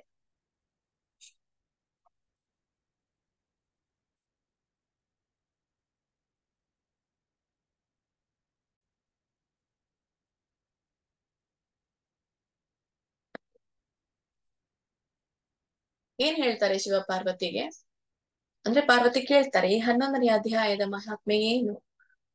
ಇದು ಮಹಿಮೆಯನ್ನ ನನಗೆ, ಇದರ ವೈಭವಗಳನ್ನ ನನಗೆ ಪೂರ್ಣ ರೀತಿಯಾಗಿ ತಿಳಿಸಿ ಅಂತ ಪಾರ್ವತಿ ದೇವಿ ಬೇಡ್ಕೊಳ್ತಾರೆ ಶ್ರೀ ಶಿವನ ಹತ್ತಿರ. ಶ್ರೀ ಶಿವ ಹೇಳ್ತಾರೆ, ಈ ಭಗವದ್ಗೀತೆ 11ನೇ ಅಧ್ಯಾಯದ ಮಹಿಮೆಗಳು ತುಂಬಾ ಇದೆ. ಒಂದಲ್ಲ ಎರಡಲ್ಲ, ಬಹಳಷ್ಟಿದೆ. ಸಾವಿರಾರು ಕಥೆಗಳಿದೆ. ಹಾಗಂತ ಎಲ್ಲ ಹೇಳಲಿಕ್ಕೆ ಆಗಲ್ಲ. ಇವುಗಳಲ್ಲಿ ನಾನು ಒಂದನ್ನ ಮಾತ್ರ ನಿನ್ಗೆ ಹೇಳ್ತೀನಿ, ಕೇಳು ಅಂತ. ಸೊ ಹೀಗೆ ಈ ಕಥೆಯನ್ನ ಪ್ರಾರಂಭ ಮಾಡ್ತಾರೆ. ಈ ಕಥೆ ಇರೋದು ಒಂದು ದೊಡ್ಡ ಪಟ್ಟಣದಲ್ಲಿ. ಆ ಒಂದು ಪಟ್ಟಣದ ಹೆಸರು ಮೇಘಾಂಕಾರ. ಆ ಮೇಘಾಂಕಾರ ಪಟ್ಟಣದಲ್ಲಿ ಒಂದು ನದಿ, ಆ ನದಿಯ ಹೆಸರು ಪ್ರಣಿತಾ ನದಿ. ಈ ಪ್ರಣಿತಾ ನದಿಯಲ್ಲಿ ಇನ್ನೊಂದು ಹೆಸರು ಏನ್ ಹೇಳ್ಬೇಕು, ನನ್ನ ತಂಗಿಯ ಹೆಸರು ಪ್ರಣೀತಾ. ಕ್ಷಮಿಸಿ, ವೈಯಕ್ತಿಕವಾದದ್ದನ್ನ ನಾನು ಹೇಳ್ಬೇಕನ್ನಿಸಿತು, ಅದಕ್ಕೋಸ್ಕರ. ಈ ಮೇಘಾಂಕಾರ ಎಂಬ ದೊಡ್ಡ ಪಟ್ಟಣದಲ್ಲಿ ಪ್ರಣಿತಾ ನದಿ ದಡದಲ್ಲಿ ಜಗತೀಶ್ವರನ ಒಂದು ದೇವಾಲಯ, ಜಗತೇಶ್ವರ ಅಂತ ಕರೀತಿದ್ರು. ಆ ಜಗತೇಶ್ವರ ಕೈಯಲ್ಲಿ ಬಿಲ್ಲನ್ನ ಹಿಡಿದಿದ್ರು. ಆ ಮೇಘಾಂಕಾರ ಎಂಬ ಪಟ್ಟಣದಲ್ಲಿ ಇಂಥ ಒಂದು ಪ್ರಸಿದ್ಧಿಯನ್ನ ಪಡೆದಂತಹ ದೇವಾಲಯವಿರುವಂತಹ ಜಾಗದಲ್ಲಿ ಒಬ್ಬ ಬ್ರಾಹ್ಮಣ ಇರ್ತಿದ್ದ. ಅವನ ಹೆಸರು ಸುನಂದ. ನಂದ ಅಲ್ಲ, ಸುನಂದ. ಆ ಸುನಂದನೆಂಬ ಒಬ್ಬ ಶುದ್ಧ ಬ್ರಾಹ್ಮಣ. ಅವನ ತನ್ನ ಜೀವನದುದ್ದಕ್ಕೂ ಕೂಡ ಬ್ರಹ್ಮಚಾರ್ಯವನ್ನೇ ಪಾಲಿಸ್ತಾ ಬಂದಿದ್ದ. ಅಷ್ಟು ಒಬ್ಬ ಶುದ್ಧ ಬ್ರಾಹ್ಮಣನಾಗಿದ್ದ ಅಂತಂದ್ರೆ ತಿಳ್ಕೊಳ್ಬಹುದು ನಾವು. ಆ ಬ್ರಾಹ್ಮಣನಿಗೆ ಒಂದು ಬ್ರಾಹ್ಮಣನಿಗೆ ಇರಬೇಕಾದಂತಹ ಗುಣಗಳೆಲ್ಲವೂ ಕೂಡ ಅವನಿಗೆ ಇದ್ವು. ಈ ಸುನಂದ ದಿನಾಲು ಏನ್ ಮಾಡ್ತಾ ಇದ್ದ ಅಂತಂದ್ರೆ, ಈ ಒಂದು ಜಗತೀಶ್ವರ ದೇವಾಲಯದ ಒಳಗಡೆ ಕೂತ್ಕೊಂಡು ಯಾವಾಗ್ಲೂನು ಈ ಶ್ರೀಮದ್ ಭಗವದ್ಗೀತೆಯ 11ನೇ ಅಧ್ಯಾಯವನ್ನ ಪಠಿಸ್ತಾ ಇರ್ತಾನೆ. ಈ ಭಗವದ್ಗೀತೆ 11ನೇ ಅಧ್ಯಾಯದಲ್ಲಿ ವಿಶ್ವರೂಪವನ್ನ ನೆನಪಿಸ್ಕೊಳ್ತಾ ಇರ್ತಾನೆ, ಭಗವಂತನ ವಿಷ್ಣು ರೂಪವನ್ನ.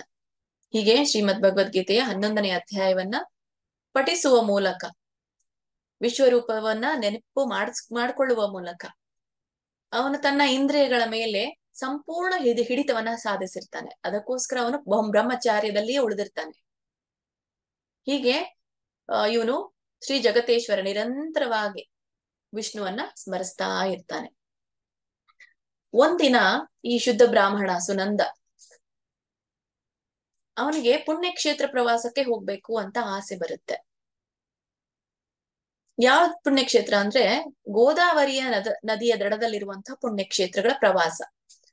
ಆ ಪ್ರವಾಸಕ್ಕೆ ಹೋಗ್ಬೇಕು ಅನ್ಸುತ್ತೆ.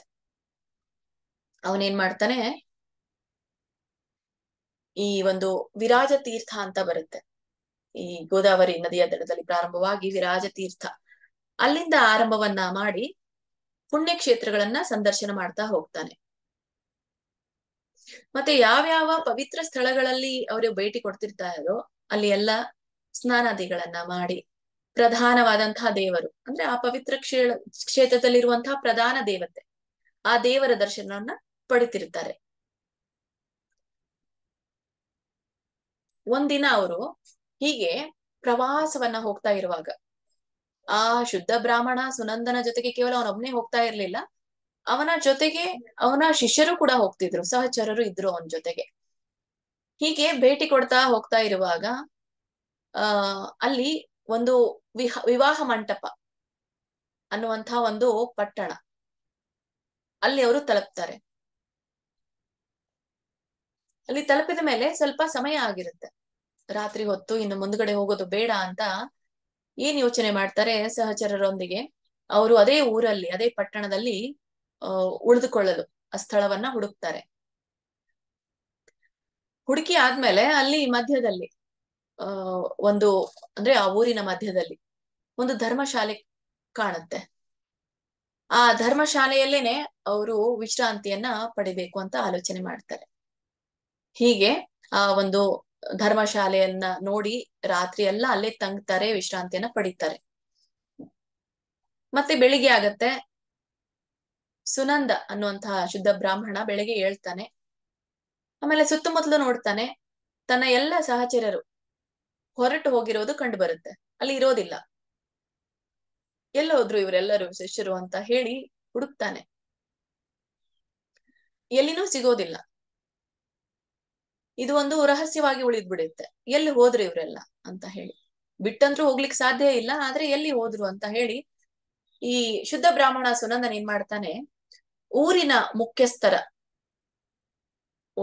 ಮುಖ್ಯಸ್ಥರಿಗೆ ಭೇಟಿ ಆಗ್ತಾನೆ. ಆ ಊರಿನ ಮುಖ್ಯಸ್ಥರಿಗೆ ಭೇಟಿಯಾಗಿ ಹೇಳ್ತಾನೆ. ಆ ಊರಿನ ಮುಖ್ಯಸ್ಥ ಅಂದ್ರೆ ಅಲ್ಲೊಬ್ಬ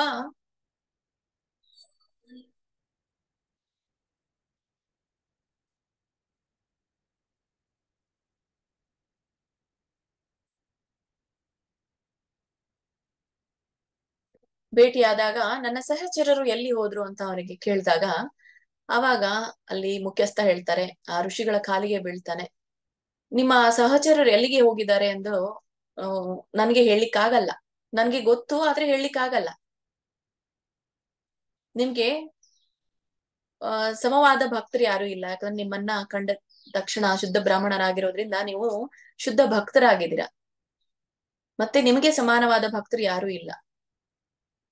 ಅದಕ್ಕಾಗಿ ನಾನ್ ನಿಮ್ಗೆ ಹೇಳ್ತೀನಿ, ಯಾರಿಗೂ ನಾನು ಹೇಳೋದಿಲ್ಲ, ಆದ್ರೆ ಅವ್ರು ಎಲ್ಲಿ ಹೋದ್ರು ಅನ್ನೋದನ್ನ ನಾನು ನಿಮಗೆ ಮಾತ್ರ ಹೇಳ್ತೇನೆ ಅನ್ನೋದನ್ನ ಹೇಳ್ತಾರೆ. ಯಾಕಂದ್ರೆ ನೀವು ಶುದ್ಧ ಬ್ರಾಹ್ಮಣರಾಗಿರೋದ್ರಿಂದ ನೀವು ಪರಿಶುದ್ಧರಾಗಿದ್ದೀರಾ, ನಿಮ್ಮಷ್ಟು ಪರಿಶುದ್ಧರನ್ನ ನಾನು ಇನ್ನುವರೆಗೂ ಕೂಡ ನೋಡಿಲ್ಲ ಅಂತ ಹೇಳಿ ಆ ಮುಖ್ಯಸ್ಥ ಪ್ರಾರಂಭ ಮಾಡ್ತಾನೆ. ಹೀಗೆ ಈ ಊರಿನ ಮುಖ್ಯಸ್ಥ ವಿನಮ್ರ ಕೋರಿಕೆಯನ್ನ ಕೇಳಿದ ಸುನಂದ ಕೆಲವು ದಿನಗಳವರೆಗೆ ಅಲ್ಲೇ ಇರ್ತಾರೆ. ಯಾಕಂದ್ರೆ ಅಷ್ಟೊಂದು ಭಕ್ತಿ ಭಾವದಿಂದ ಅವರ ಒಂದು ಏನು ಪೂಜೆಯನ್ನ ಮಾಡ್ತಾರೆ, ಮತ್ತೆ ಅವರಿಗೆ ಆದರವನ್ನ ತೋರಿಸ್ತಾರೆ. ಹಾಗಾಗಿ ಸುನಂದ ತನ್ನ ಸಹಚರರ ಹುಡುಕಾಟದಲ್ಲಿ ಅದೇ ಊರಲ್ಲಿ ತಂಗುತ್ತಾರೆ, ಯಾಕಂದ್ರೆ ಅವರು ಸಿಗೋವರೆಗೂ ಹೋಗ್ಬಾರ್ದು ಅನ್ನುವಂಥ ಈ ಆಲೋಚನೆ. ಆ ಮುಖ್ಯಸ್ಥ ತನ್ನ ಮನೆಗೆ ಕರ್ಕೊಂಡು ಹೋಗಿ ಸುನಂದ ಈ ಶುದ್ಧ ಬ್ರಾಹ್ಮಣ ಆರಾಮವಾಗಿರ್ಲಿಕ್ಕೆ ಎಲ್ಲ ವ್ಯವಸ್ಥೆಯನ್ನ ಮಾಡ್ತಾನೆ. ಮತ್ತೆ ಹಗಲಿರುಳು ಕೂಡ ಅವರ ಸೇವೆಯನ್ನ ಮಾಡ್ತಾನೆ. ಹೀಗೆ 8 ದಿನಗಳು ಕಳೆಯುತ್ತೆ. ಹೀಗೆ 8 ದಿನಗಳು ಕಳೆದ್ಮೇಲೆ ಈ ಸುನಂದ ಆರಾಮಾಗಿ ಆ ಒಂದು ಮುಖ್ಯಸ್ಥನ ಮನೆಯಲ್ಲಿ ಕುಳಿತಾಗ ಒಬ್ಬ ಅದೇ ಹಳ್ಳಿಯ ವ್ಯಕ್ತಿ ಈ ಸುನಂದ ಬ್ರಾಹ್ಮಣನ ಮುಂದೆ ಬಂದ್ ನಿಂತ್ಕೊಂಡು ಜೋರಾಗಿ ಅಳ್ತಾನೆ. ಏನಂತ ಹೇಳ್ತಾನಂದ್ರೆ, ಓ ಶುದ್ಧ ಬ್ರಾಹ್ಮಣ, ನಿನ್ನೆ ರಾತ್ರಿ ಒಬ್ಬ ರಾಕ್ಷಸನು ನನ್ನ ಮಗನನ್ನ ತಿಂದಿದ್ದಾನೆ ಅಂತ ಹೇಳ್ತಾನೆ. ಅಂದ್ರೆ ಇದನ್ನ ಒಮ್ಮೆ ಸುನಂದನ ಮುಂದೆ ಆ ವ್ಯಕ್ತಿ ಬಂದು ಹೇಳಿದ್ಮೇಲೆ ಸುನಂದನಿಗೆ ಕೆಲವು ಕ್ಷಣ ಗೊಂದಲ ಆಗುತ್ತೆ, ಏನಿದು ಅಂತ ಹೇಳಿ. ಅವಾಗ ಆ ರಾಕ್ಷಸ ಎಲ್ಲಿದ್ದಾನೆ ಹೇಳು, ಮತ್ತೆ ಅವ್ ನಿಮ್ಮ ಮಗನನ್ನ ಯಾಕೆ ತಿಂದ, ಹೇಗೆ ತಿಂದ ಅನ್ನೋದು ಪ್ರಶ್ನೆ ಬರುತ್ತೆ. ಯಾಕಂದ್ರೆ ಯಾವುದೇ ರಾಕ್ಷಸಗಳು ಆಗ್ಲಿ ಕಾರಣ ಇಲ್ಲದೆ ಏನು ಮಾಡಲ್ಲ, ಕಾರಣ ಇರುತ್ತೆ, ಅದಕ್ಕೊಂದು ಕಥೆ ಇರುತ್ತೆ. ಸೊ ಹಾಗೆ ಈ ರಾಕ್ಷಸನ ಕುರಿತಾಗಿ ತಿಳಿಲಿಕ್ಕೆ ಇಚ್ಛೆ ಪಟ್ಟ ಸುನಂದ. ಈ ವಿಷಯವನ್ನ ಹೇಳಲಿಕ್ಕೇನೆ ಆ ಮುಖ್ಯಸ್ಥ ಹಿಂದೆ ಮುಂದೆ ನೋಡ್ತಾ ಇದ್ದ. ಯಾಕಂದ್ರೆ ಎಲ್ಲ ಊರಿನ ಜನರಿಗೂ ಕೂಡ ಗೊತ್ತಿತ್ತು ಈ ವಿಷಯ. ಒಬ್ಬ ಭಯಂಕರ ರಾಕ್ಷಸ ಅವನ ಸಹಚರರನ್ನು ಕೂಡ ತಿಂದಿದ್ದಾನೆ ಅಂತ. ಹೀಗೆ ಇದರ ಕುರಿತಾಗಿ ಸುನಂದ ವಿಚಾರಿಸಿದಾಗ ಆ ಹಳ್ಳಿಯವನ ಹೇಳ್ತಾನೆ, ಈ ಒಂದು ಪಟ್ಟಣದಲ್ಲಿ ನೀವು ಈಗ ತಂಗಿದಿರಲ್ಲ, ಈ ಒಂದು ಪಟ್ಟಣದಲ್ಲಿ ಒಬ್ಬ ಭಯಂಕರವಾದ ನರರಾಕ್ಷಸನಿದ್ದಾನೆ. ಅವನು ನರಭಕ್ಷಕ. ಅವನು ಪ್ರತಿದಿನ ಹಳ್ಳಿಗರಲ್ಲಿ ತನಗೆ ಇಷ್ಟವಾದದ್ದನ್ನ ತಿಂತಿದ್ದ. ಹಳ್ಳಿಯಲ್ಲಿ ಯಾರ್ಯಾರು ಇರ್ತಾರೋ ಅವರನ್ನ, ತನಗೆ ಏನ್ ಇಷ್ಟ ಆಯ್ತೋ, ಯಾರು ಇಷ್ಟ ಆಯ್ತೋ ಇವತ್ತಿನ ದಿನ ಅವರನ್ನ ತಿಂತಾ ಇದ್ದ.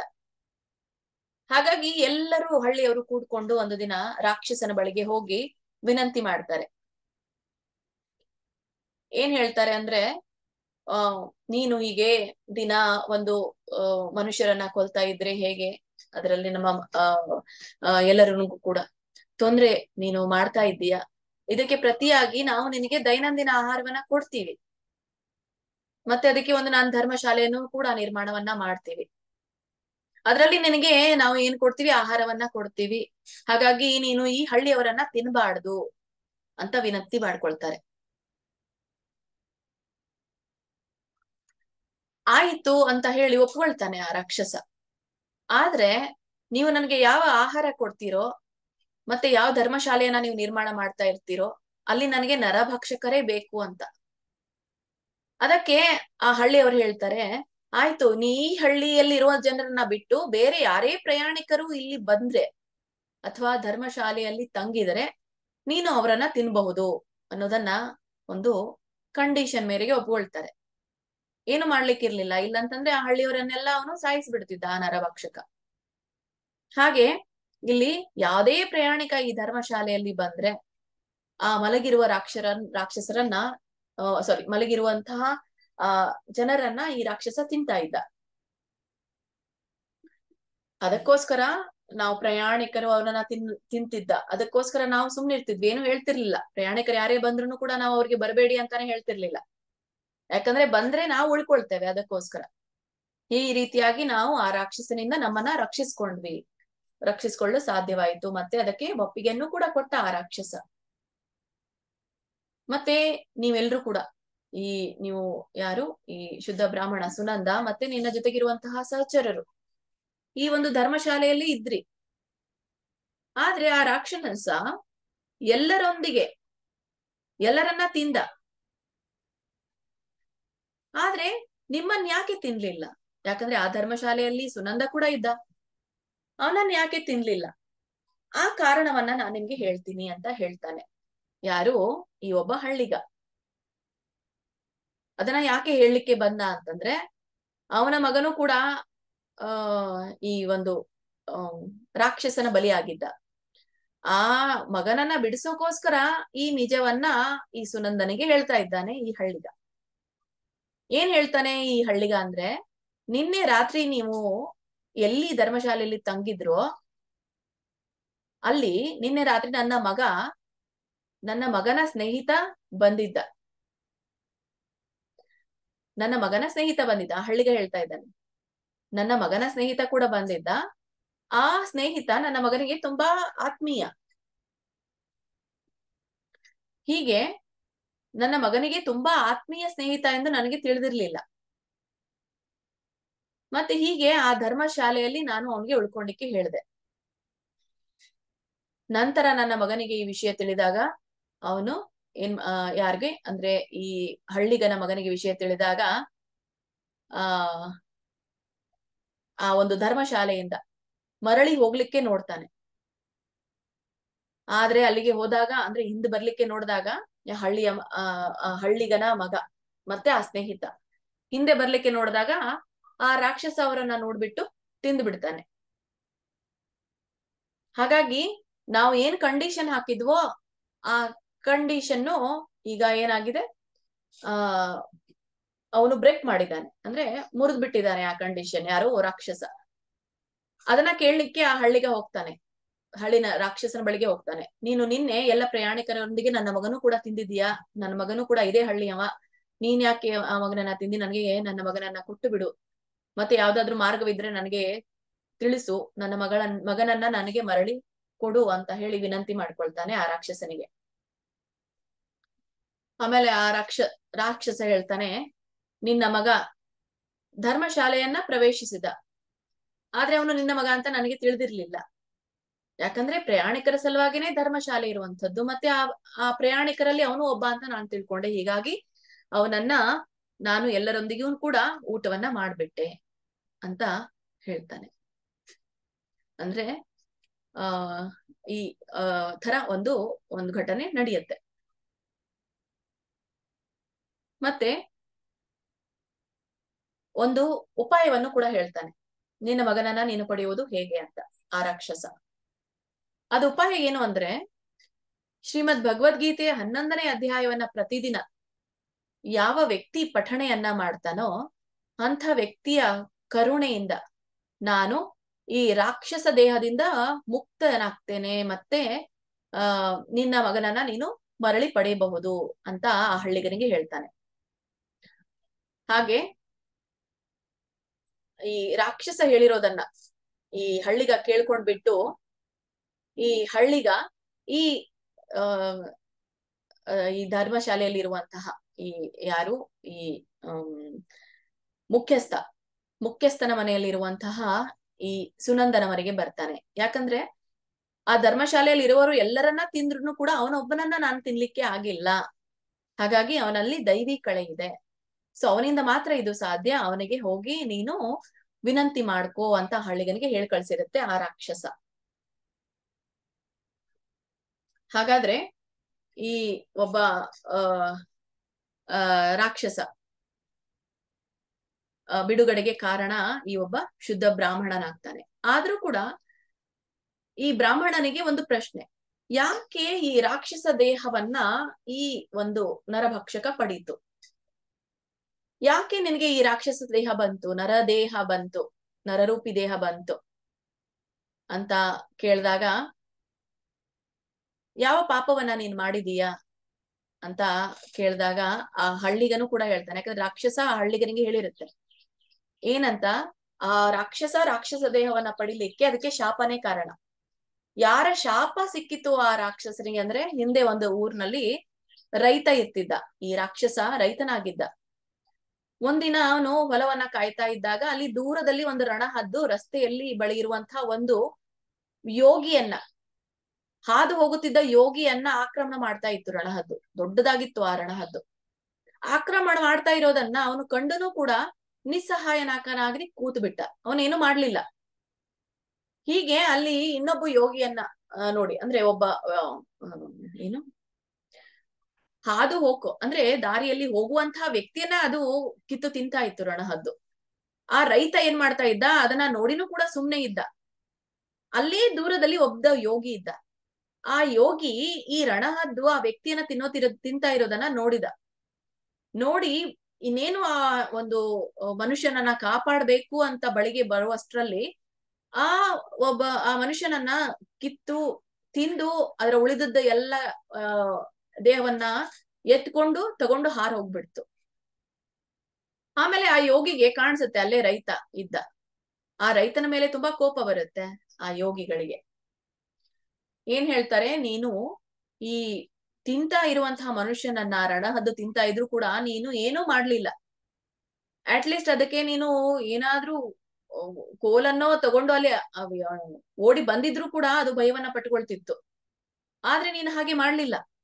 ಹಾಗಾಗಿ ಕಳ್ಳರು, ಹಾವು, ಬೆಂಕಿ, ಈ ಆಯುಧಗಳ ದಾಳಿ ಇತ್ಯಾದಿಗಳಿಂದ ಇತರಗಳಿಗೆ ಆಪತ್ತನ್ನ ಯಾರು ತಂದ್ಕೊಡ್ತಾರೋ ಅಂತವರು ಯಮರಾಜನ ಬಳಿಗೆ ಹೋಗಿ ಅವನಿಂದ ಶಿಕ್ಷಿಸಲ್ಪಡ್ತಾರೆ ಅಂತ ಹೇಳ್ತಾನೆ. ಅಂದ್ರೆ ಕಳ್ಳರಿದ್ರು ಕೂಡ ನೋಡಿದ್ರು ಕೂಡ ಸುಮ್ ಕೂಡ್ತಾರೆ. ಹಾವು ಅಲ್ಲಿ ಕಚ್ಚಲಿಕ್ಕೆ ಹೋಗ್ತಾ ಇದೆ ಅಂದ್ರೂ ಕೂಡ ಸುಮ್ ಕೂತ್ಕೊಳ್ತಾರೆ. ಅಲ್ಲಿ ಬೆಂಕಿ ಹತ್ತಾ ಇದೆ ಅಂದ್ರೂ ಕೂಡ ಸುಮ್ ಕೂತ್ಕೊಳ್ತಾರೆ. ಆಯುಧ ದಾಳಿ ಒಬ್ಬ ಮನುಷ್ಯ ಮಾಡ್ತಾ ಇದ್ದಾನೆ ಅಂದ್ರೂ ಕೂಡ ಸುಮ್ ಕೂತ್ಕೊಳ್ತಾನೆ. ಸೊ ಇಂಥ ವ್ಯಕ್ತಿಗೆ ಯಮರಾಜನಿಂದ ಶಿಕ್ಷೆ ಸಿಗೋದು ಖಂಡಿತ. ಅಂತವನು ನರಕ ಲೋಕದಲ್ಲಿ ಬಳ್ಳಾಡ್ತಾನೆ. ಹಾಗಾಗಿ ನೀನು ಇಂಥ ಕ್ರೂರವಾದಂತಹ ಜಾತಿಗೆ ಸೇರಿದವನಾಗಿದೀಯಾ, ಎಲ್ಲವನ್ನ ತಿಳಿದು ನೀನು ಸುಪ್ ಕೂತಿದೀಯಾ. ಹಾಗಾಗಿ ನೀನು ಕ್ರೂರ ಪ್ರಾಣಿಯಾಗು. ಮನುಷ್ಯನನ್ನ ತಿನ್ನುವಂತಹ ಒಬ್ಬ ರಾಕ್ಷಸನಾಗು ಅಂತ ಹೇಳಿ ಶಾಪ ಕೊಟ್ಟು ಬಿಡ್ತಾನೆ. ಹೀಗೆ ಆ ಒಬ್ಬ ದುಷ್ಟ ರೈತನಾಗ್ತಾನೆ. ಮತ್ತೆ ಆವಾಗ ರೈತ ಹೇಳ್ತಾನೆ, ಕ್ಷಮಿಸಿ, ನಾನು ಬಿಸಿಲಿನಿಂದ ಬಳಲ್ತಾ ಇದ್ದೆ, ನನ್ನ ಒಂದು ಹೊಲವನ್ನ ನಾನು ಗದ್ದೆಯನ್ನ ನೋಡ್ಕೊಳ್ತಾ ಇದ್ದೆ. ಆ ನೋಡ್ಕೊಳ್ಳೋ ಇದ್ರಲ್ಲಿ ನಾನು ಆ ಘಟನೆಯನ್ನ ಸರಿಯಾಗಿ ತಿಳ್ಕೊಳ್ಳಿಲ್ಲ, ಏನ್ ನಡೀತಾ ಇದೆ. ತಿಳ್ಕೊಳ್ಳುವಷ್ಟ್ರಲ್ಲಿ ನೀವು ಬಂದ್ಬಿಟ್ರಿ. ದಯವಿಟ್ಟು ನನ್ನ ಕ್ಷಮಿಸಿ, ನನಗೆ ಈ ಒಂದು ನರರಾಕ್ಷಸನಿಂದ ಹೊರಗೆ ಬರ್ಲಿಕ್ಕೆ ಯಾವ್ದಾದ್ರು ಉಪಾಯವನ್ನ ತಿಳಿಸಿ ಅಂತ ಹೇಳಿದಾಗ ಆ ಒಬ್ಬ ಯೋಗಿ ಹೇಳ್ತಾರೆ, ಯಾರಾದ್ರೂ ಈ ಭಗವದ್ಗೀತೆಯ 11ನೇ ಅಧ್ಯಾಯವನ್ನ ದಿನನಿತ್ಯವಾಗಿ ಪಠಣೆಯನ್ನ ಮಾಡ್ತಾರೋ ಅಂತ ವ್ಯಕ್ತಿಯ ಇರುವಂತಹ ಒಂದು ನೀರನ್ನ ನಿನ್ನ ಮೇಲೆ ಚಿಮ್ಮಟಿಸಿದಾಗ ನೀನು ಮತ್ತೆ ಮರಳಿ ನೀನು ದೈವಿ ಲಕ್ಷಣಗಳನ್ನ ಪಡ್ಕೊಳ್ತೀಯ ಅಂತ ಹೇಳಿ ಆ ಋಷಿಗಳು ಮುಂದೆ ಹೋಗ್ತಾರೆ.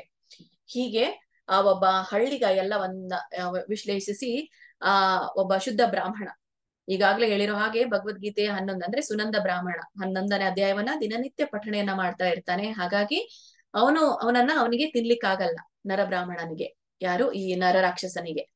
ಅದಕ್ಕಾಗಿ ಅವನು ಬಂದು ಆ ರಾಕ್ಷಸನ ಮೇಲೆ ನೀರನ್ನ ಚಿಮಿಸಿದಾಗ ಅವನು ಮತ್ತೆ ದೈವಿ ಗುಣಗಳನ್ನ ಪಡ್ಕೊಂಡು ಅವನು ತನ್ನ ಮುಂದಿನ ಲೋಕಕ್ಕೆ ತನ್ನ ಮಾರ್ಗವನ್ನ ಪಡಿತಾನೆ, ಮತ್ತೆ ಶಾಪದಿಂದ ಮುಕ್ತಿಯನ್ನ ಪಡಿತಾನೆ. ಹೀಗೆ ಈ ಒಂದು ಮತ್ತೆ ಜೊತೆಗೆ ಈ ಒಬ್ಬ ಹಳ್ಳಿಗ ತನ್ನ ಮಗನನ್ನ ಉಳಿಸ್ಲಿಕ್ಕೆ ಹೇಳಿದ. ಆ ಮಗನನ್ನ ತಿಂದಂತ ಮಗನನ್ನ ಅಂದ್ರೆ ಯಾರ್ಯಾರು ಆ ಒಬ್ಬ ನರರಾಕ್ಷಸ ಯಾರ್ಯಾರನ್ನೆಲ್ಲ ತಿಂದಿದ್ನೋ ಅವ್ರೆಲ್ಲರನ್ನೂ ಕೂಡ ಸ್ವರ್ಗಲೋಕಕ್ಕೆ ಹೋಗ್ತಾರೆ, ವೈಕುಂಠ ಮಾರ್ಗವಾಗಿ ಸ್ವರ್ಗಲೋಕಕ್ಕೆ ಹೋಗ್ತಾರೆ ಅನ್ನೋದನ್ನ ಇಲ್ಲಿ ತಿಳಿಸಲಾಗಿದೆ. ಅಂದ್ರೆ ಅವರೆಲ್ಲನೂ ಕೂಡ ಒಳ್ಳೆಯ ಸಾವನ್ನೇನೆ ಪಡೀತಾರೆ ಅನ್ನೋದನ್ನ ಇಲ್ಲಿ ಹೇಳಿದ್ರು. ಇವೆಲ್ಲವೂ ಕೂಡ ನಾವು ತಿಳ್ಕೊಂಡಾಗ ಇಷ್ಟೊಂದು ಘಟನೆ ನಡೆಯತ್ತಾ ಅಂತ ಆಗುತ್ತೆ. ಹಾಗಾಗಿ 6ನೇ ಅಧ್ಯಾಯವರೆಗೂ ಕೂಡ ನಮ್ಗೆ ಉಪಯೋಗವಾಗುವಂತಹ ಮಹಾತ್ಮೆ ಇದೆ. ಮುಂದೆ ಎಲ್ಲವೂ ಕೂಡ ಇಂಥ ಕೆಲವೊಂದು ಘಟನೆಗಳನ್ನ ನಾವು ಕಾಣ್ತೇವೆ. ಆದ್ರೂ ಕೂಡ ಈ 11ನೇ ಅಧ್ಯಾಯವನ್ನ ಓದೋದ್ರಿಂದ ನಾವು ಈ ಭೂತ ಪಿಶಾಚಿಗಳಿಗೂ ಕೂಡ ಮುಕ್ತಿಯನ್ನ ಕೊಡ್ತೀವಿ ಅನ್ನೋದು ನಮ್ಗೆ ಗೊತ್ತಾಗುತ್ತೆ. ಯಾಕಂದ್ರೆ ಅವೆಲ್ಲ ನಮ್ಗೆ ಕಣ್ಣಿಗೆ ಕಾಣದೇ ಇದ್ರೂ ಕೂಡ ಹೇಗೆ ಈಗ ದೇವರ ಸತ್ಯನೋ ಅವು ಇರೋದು ಸತ್ಯನೇ. ಹಾಗಂತ ಹೇಳಿ ಇದರ ಕೇವಲ ಪಠಣೆಯಿಂದ ಮಾತ್ರ ನಮ್ಗೆ ಅವುಗಳಿಗೂ ಕೂಡ ನಾವು ಮುಕ್ತಿಯನ್ನ ಕೊಡಬಹುದು ಅನ್ನೋದು ನಮ್ಗೆ ಈ ಒಂದು ಭಗವದ್ಗೀತೆ 11ನೇ ಅಧ್ಯಾಯದ ಮಹಾತ್ಮೆಯಿಂದ ಗೊತ್ತಾಗುತ್ತೆ. ಹರೇ ಕೃಷ್ಣ.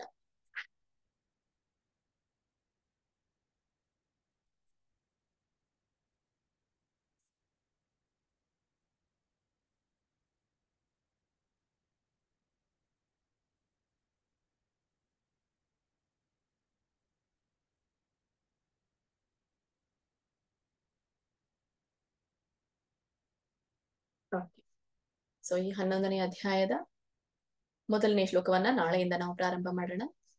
ಅರ್ಜುನ ಉವಾಚ 4 ಶ್ಲೋಕಗಳಲ್ಲಿ ವಿನಂತಿಯನ್ನ ಮಾಡ್ತಾರೆ ಅರ್ಜುನ. ಅದನ್ನ ನಾಳೆಗೆ ತಿಳಿದುಕೊಳ್ಳೋಣ ಅಂತ ಹೇಳ್ತಾ ಸೊ ಇವತ್ತಿನ ತರಗತಿಗೆ ನಾವು ಅಲ್ಪ ವಿರಾಮವನ್ನ ಕೊಡೋಣ. ಧನ್ಯವಾದಗಳು ಎಲ್ಲರಿಗೂ ಕೂಡ. ಹರೇ ಕೃಷ್ಣ. ಯಾರಿಗಾದ್ರೂ ಪ್ರಶ್ನೆಗಳಿದ್ರೆ ಹ್ಯಾಂಡ್ ರೈಸ್ ಮಾಡಿ. ವಾಂಛಾಕಲ್ಪತರುಭ್ಯಶ್ಚ ಕೃಪಾ ಸಿಂಧುಭ್ಯ ಏವ ಚ ಪತಿತಾನಾಂ ಪಾವನೇಭ್ಯೋ ವೈಷ್ಣವೇಭ್ಯೋ ನಮೋ ನಮಃ. ಅನಂತ ಕೋಟಿ ವೈಷ್ಣವ ವೃಂದಕ್ಕೆ ಜೈ. ಶ್ರೀಲ ಪ್ರಭುಪಾದಕ್ಕೆ ಜೈ.